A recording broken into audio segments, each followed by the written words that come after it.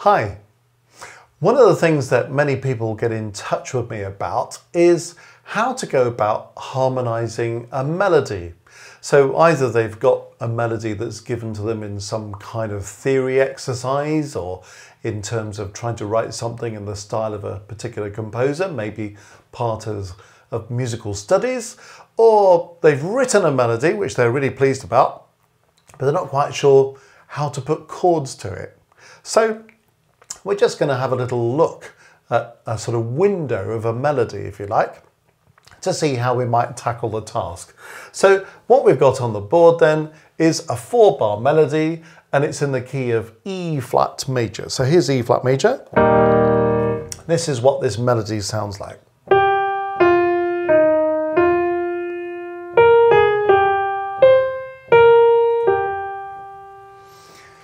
So it doesn't really matter about the style of it. It's obviously fairly kind of traditional in style, isn't it? But what we're talking about is how do we go about finding the chords that go with that? Well, if we're in E flat major, we need to think, what are the chords in the key of E flat major? That may be something, if you've got some experience, you can do quite readily in your head. If that's something that doesn't quite come so naturally at the moment, then this is what you need to do. You give yourself a scale of E flat major, and then you work out what the chords are. So here's a scale of E flat major. I don't need to put the 8th note on the top because it's going to throw out the same chord as the first one. But above each of these notes, a third, a fifth, a third, a fifth, a third, a fifth, and so on. And you notice that you either end up with 3 successive spaces or 3 successive lines. If you haven't got that, something's gone wrong. And then we can just label them 1, 2, 3, 4, 5, 6, 7. Or if you're coming from a slightly different tradition, you're going to call this E flat, F minor, G minor, A flat, B flat, and then C minor, and then D diminished. And in case you're looking at that, wondering why some of them are major chords and some of them are minor chords, in any major key, chords 1, 4, and 5 are major chords, what we call the primary chords. 2, 3, and 6 are always minor chords, and 7 is a diminished chord. Different in minor keys, but that's the pattern for major keys. Now, every time we've got a note in the melody, we've got to think, is this a harmony note? In other words, a note that belongs to the chord, or is it one of these things called inessential notes? So that could be things like passing notes, when you're just passing by step between a couple of notes that belong to a chord. It could be an auxiliary note where you're using a note that belongs to a chord and you're hopping up one and coming back again, or starting on a note that belongs to a chord, hopping down one, coming back again. Passing notes, auxiliary notes, always need to be by step.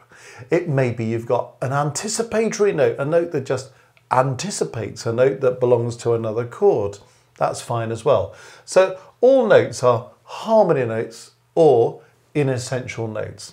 So for example, you could look at the first bar of this and you could say, I think I'll just have one chord for the first bar. But I'm going to treat the F as a passing note.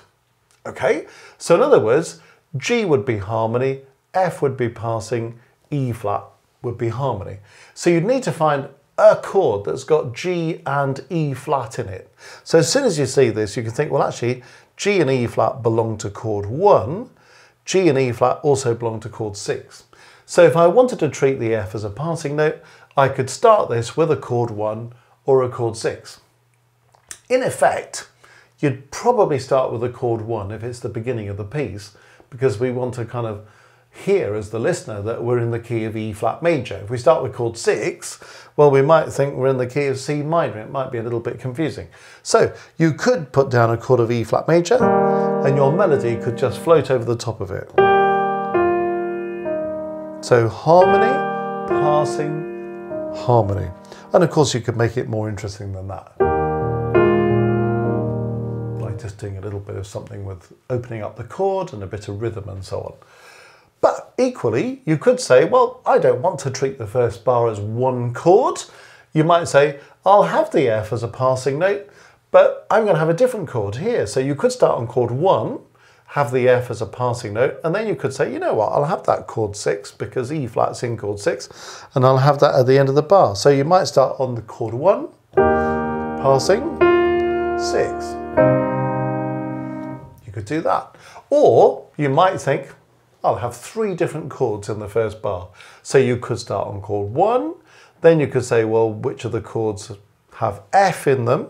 Well, it could be a chord 2, it could be a chord 5, it could be a chord 7. 7 is a tricky chord. If you have a diminished chord, be a little bit careful how you use that.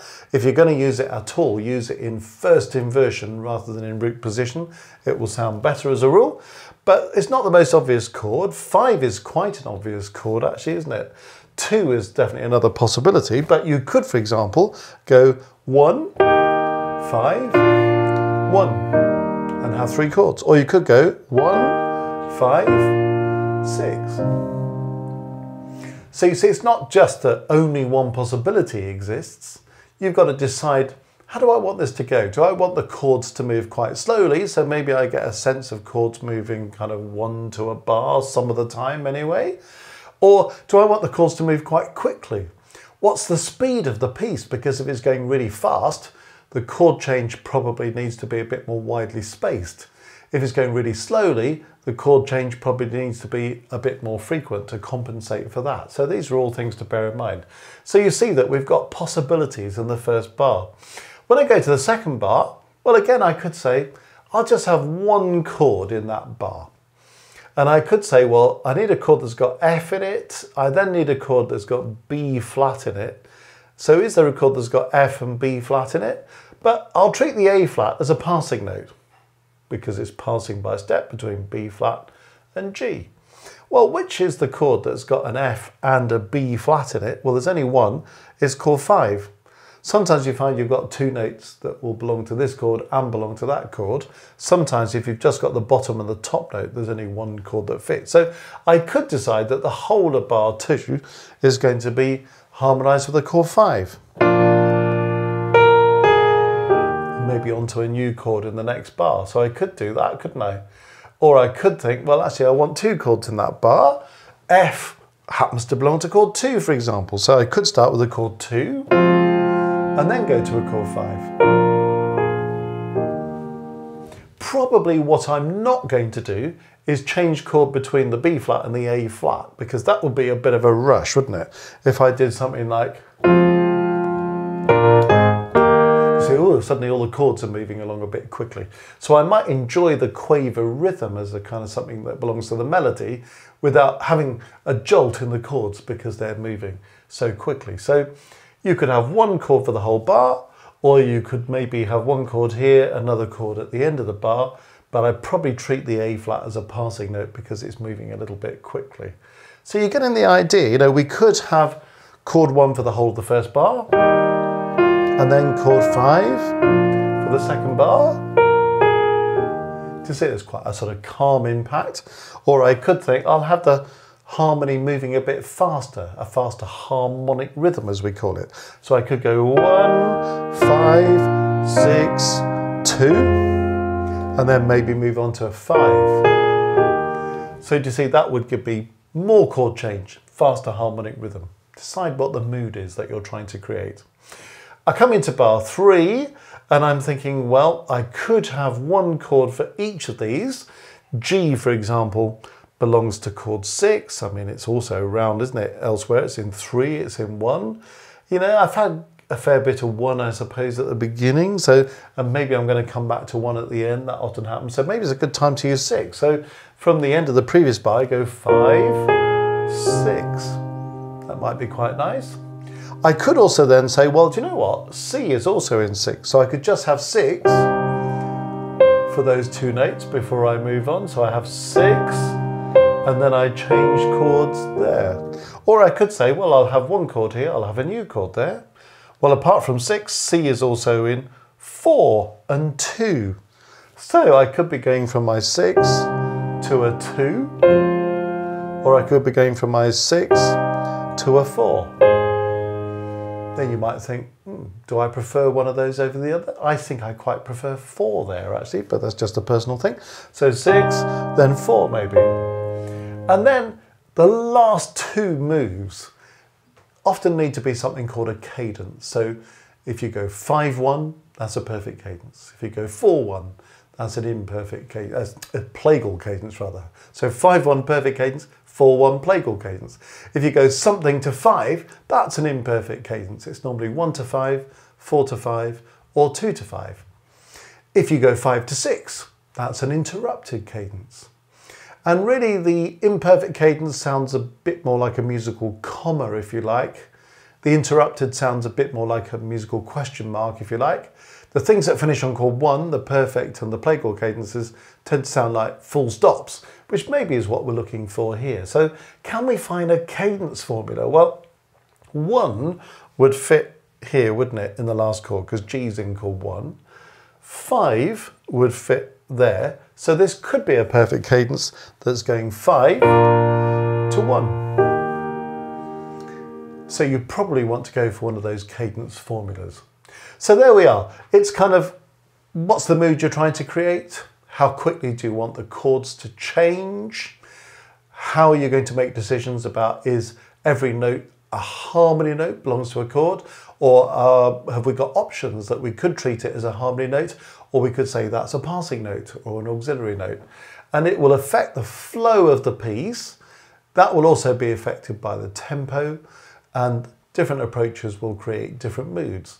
What's the progression of one chord to the next? You know, this is where you need to experiment and think, I like that progression a bit more than I like this progression. There's nothing wrong with either, but one just happens to sound better. But I'm hoping that what I'm doing here is kind of explaining the process of how you would begin with a melody in whatever style you're writing and work out what the chords might be. And if ever you want to follow this up on a one-to-one basis, you can get in touch via the website and we can organise a one-to-one session on Skype for you. Anyway, there we are. That's how you go about the process.